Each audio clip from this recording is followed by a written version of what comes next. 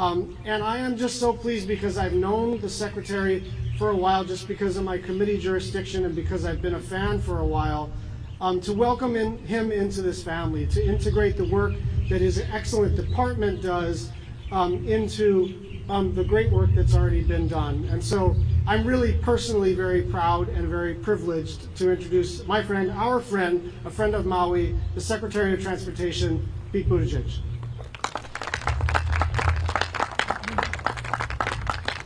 Thanks very much, Senator. Thank you for the chance to join you. I appreciate the kind introduction.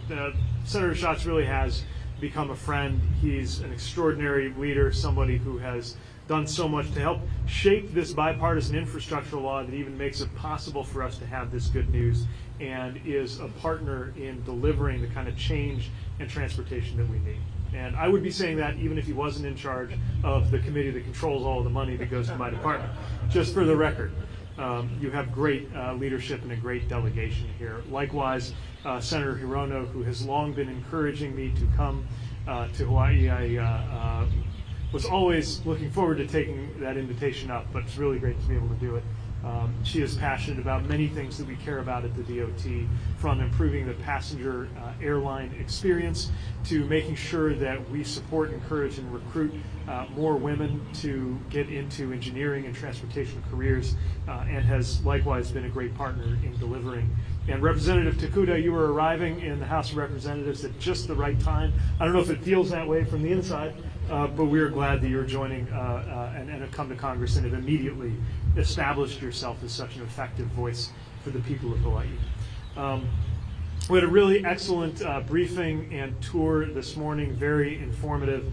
And so I want to thank all of our federal partners who are here, the Army Corps of Engineers, represented by Assistant Secretary Connor.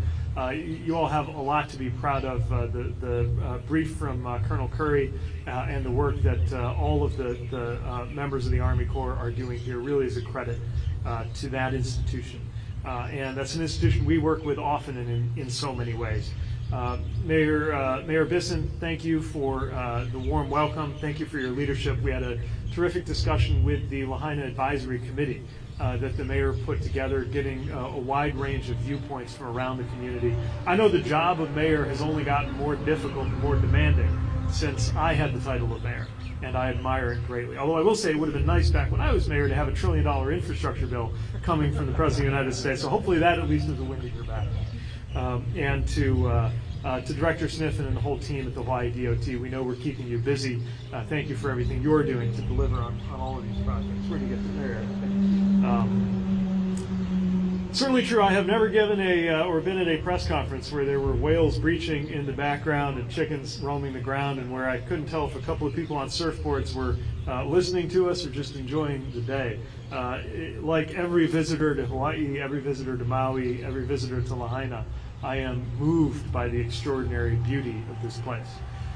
But also, of course, like every visitor to this place since August, I am moved by the unbelievable and shocking destruction that we saw, that this wildfire, these fires wrought, and all of the pain that has brought with it. And yet, amid all that, I also feel the extraordinary sense of community and support for one another that is characteristic of Lahaina and is something that I deeply admire. We are a very long way from home, from where I call home. I'm pretty sure there's snow on the ground at my house near the 45th parallel in Michigan today. But I do feel a certain relationship between what I'm told is called the aloha spirit here and what back home we call Midwest nice. And it's made me feel very at home. And also in that collective thoughtfulness and spirit of taking care of each other, you can see how that came into action right away with the disaster that struck this community and the way people looked after each other. I think we see it in the extraordinary percentage of the people of this state who serve in the armed forces, and the fact that this state has the highest labor union membership in the country. And when we talk today about the future of transportation on Maui, we do it with the understanding that that sense of collective responsibility, of collective fate, and of shared opportunity gives us a great deal of confidence in the future that you all are building here. And it's one that the President and the Biden-Harris administration are deeply committed to being your partner in, even with eyes wide open, about the scale of work underway and the challenges faced here. Climate change is already harming people and infrastructure in every part of the United States, but what Maui has faced is, of course, unique. The fire in Lahaina was a type of all-encompassing terror that is hard to imagine and hard to fathom for those who were not here that day.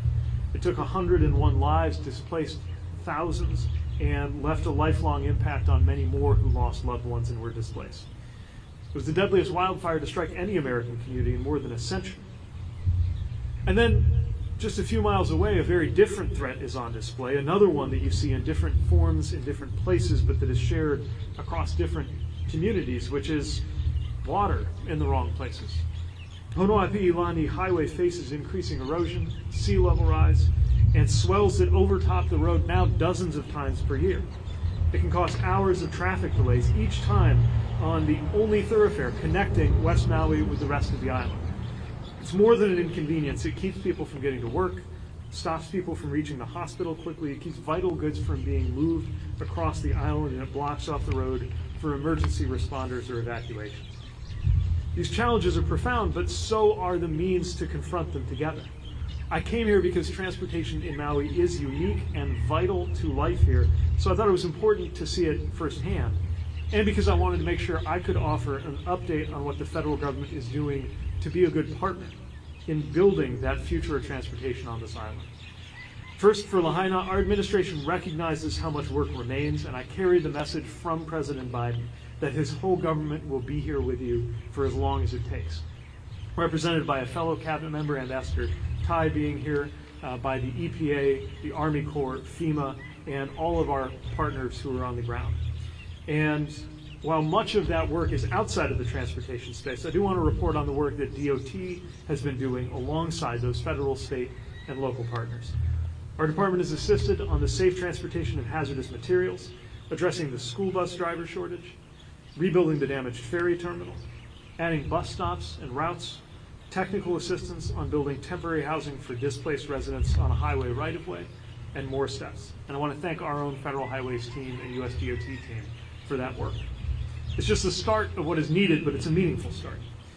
We also heard loud and clear when communities in Maui have said that people don't just want everything put back the way it was, but want to take this moment to design for the future. And I want to touch on a few examples of that. We were thrilled to be awarding funds to help the county bring its vision to life for a new Kiawe Street in Lahaina with crosswalk improvements, roundabouts, buffered bicycle lanes, and for an extension of the Liloa Drive and its shared use path in Kihei, so that both areas will be safer for people to drive, to walk, and to bike. Then last week we announced funding to Kahului Airport to help complete the new TSA screening area, enabling passengers to get through security and onboard that plane for all of those hellos a little more quickly and more comfortably. Now, one of the things I'm most excited about is the work that we are doing together on the future of the Honoapi'ilani Highway that's been mentioned by many of the other speakers today. We were proud to award funding to help relocate a portion of the highway farther away from the coastline to make it more resilient against climate change and to keep this critical connection open. There's a lot underway, and I hope you can picture what this transportation system that is more resilient, more connected, and more sustainable for the future is going to look like and feel like. Because we share this vision of walking, biking, driving to where you need to be more safely with less traffic and less pollution on Kiawe Street and Liloa Drive, or on I had it right the last couple of times, Honoapi'ilani Highway, I hope, and more. And we can even envision the peace of mind that will come from knowing that families can get to where they need to be without the road being washed out or without being stuck somewhere, whether it's in a vehicle or in line at the airport when your flight is getting ready to board. We believe in this better future, and we believe in the partnership that will make it possible for us to deliver it. And there's one more thing that I hope you can picture that hopefully you're already seeing, and that's jobs. Good union jobs that you can raise a family on. And that's another way where I see another overlap between what's going on here in my Midwestern home. President Biden's policies have brought a whole new wave of good infrastructure jobs. making it so that more people with and without college degrees, can stay and work and thrive in the communities where they grew up, whether it's a place like South Bend, Indiana, Traverse City, Michigan, or Maui. And I again want to thank and recognize Senators Schatz and Hirono for being such leaders in Congress, helping to craft that infrastructure law. Because while we are all talking about what it delivered, almost as if there could never be any other way, the truth is it was far from guaranteed that that would pass. The legislation that's funding so much of this work was declared dead on arrival many times before we actually got it done. Just one last thought I want to share, which is that the fact that a place like Lahaina and a place like northern Michigan and a place like Washington, D.C. all belong to the same country is a striking reminder of what we have in common as Americans, even across extraordinary distances. And it points to the importance of shared vision, shared work, and shared action. So I want you to know that we are committed to be here for the long term through all of that shared action to deliver results and to make sure that transportation here meets its potential to make everyone better off. Thank you again for the warm welcome, the chance to be here, and the phenomenal work that's taking place on the ground. Thanks very much.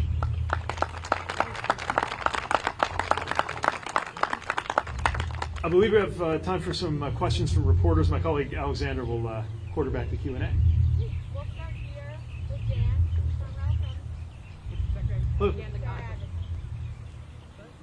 Go ahead. Dan Costa from behind with Advocate. Can you elaborate on some of the conversations you had today, maybe from mayors of the council that are likely to stick with you for a while if you have the election? Yeah, for sure.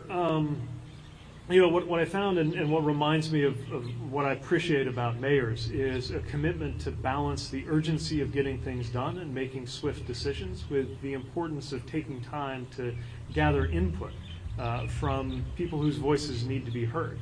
I met a diverse array of people who were impacted in different ways in their homes, their families, their businesses by what happened here, and who I understand never hesitate to let the mayor know, good, bad, or indifferent, what the people that they represent and the people they speak to think of the different ideas that are being brought forward. And I can only imagine the complications, the challenges, the opportunities, but also the tension that come with balancing the desire to restore what was lost and the awareness that new things can be built that may look a little bit different than how things looked a year ago.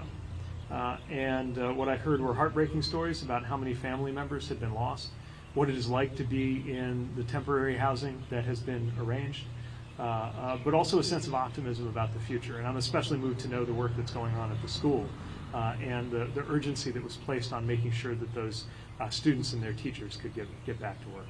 Every mayor is a walking symbol of what a very diverse community has in common. And I see that reflected not just in the mayor's work, but in the group that he surrounded himself with. Do we have any other questions?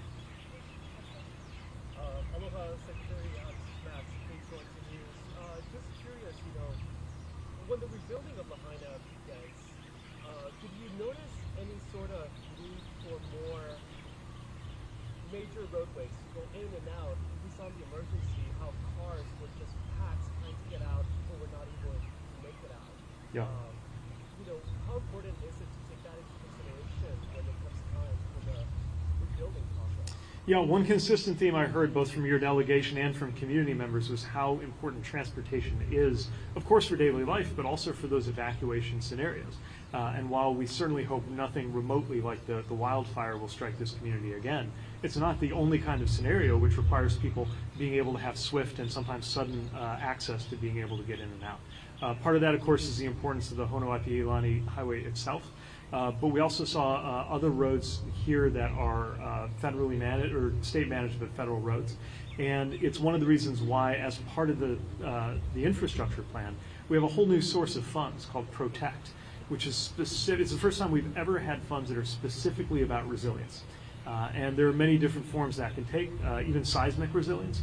But part of it is making sure that there are adequate means and adequate alternatives to get in and out. And that's one of the many colors of money that Senator Schatz was talking about that is even contributing to this specific project. I'm sure it won't be the last time that we hear from Maui about opportunities to fund more resources that matter more than ever in the context of the climate crisis. I think we have time for one more, Christy.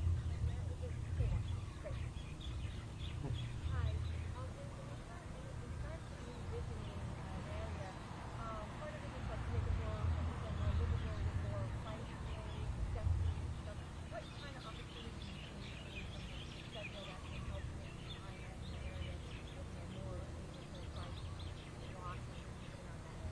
One thing we've worked on a lot is the promotion of what are called complete streets.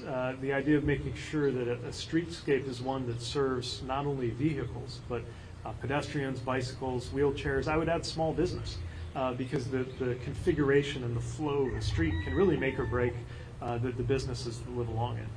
I would also emphasize that while the recreational opportunities here are extraordinary, it's not only about recreation, but also safety. And this is why I really want to emphasize everywhere I go that good pedestrian and bicycle infrastructure is not ornamental, it is fundamental.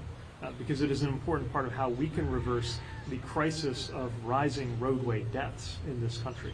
We've finally seen the first indications several quarters in a row of that number going back down, but it's still far higher than it should be, and it's largely driven by crashes that involve bicycle and pedestrian, cyclists and pedestrians. So, with the enormous challenge that this community is confronted with, come opportunities to reimagine roadways, streetscapes. We won't prescribe any of that from Washington. One thing, every one of the 40,000 projects and counting funded by the bipartisan infrastructure law has in common is not one of them was something that we thought up at the US DOT headquarters. The ideas shouldn't come from Washington, but more the funding should. So I trust that communities like the communities in Maui will approach us with projects, and whether it's through our Safe Streets for All program, our RAISE program, or the formula money that Director Smith and his colleagues seek to make the best possible use of, that those federal dollars will go toward, in part, toward that kind of infrastructure improvement.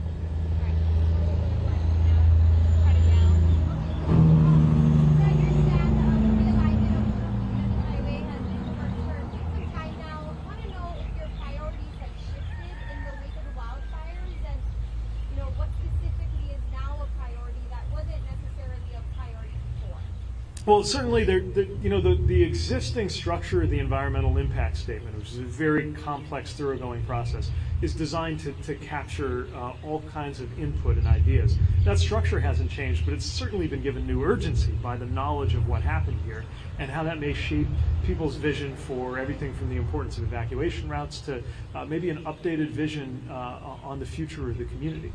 So in some ways, nothing about this is fortunate, but it is timely in a way that the environmental impact study process is still open for a little bit longer in a way that can allow those ideas to come in. And again, our job isn't to think up those ideas, it's to make sure that they're heard and that there's a good, healthy community process that takes those on board. Having said that, I certainly would expect that there will be even more attention to the importance of evacuation and perhaps new visions for the way the streetscapes work in this community that can and should be taken on board in the final design. That's all we have time for. All right, thank you. Or mahalo, I should say. Thank you very much.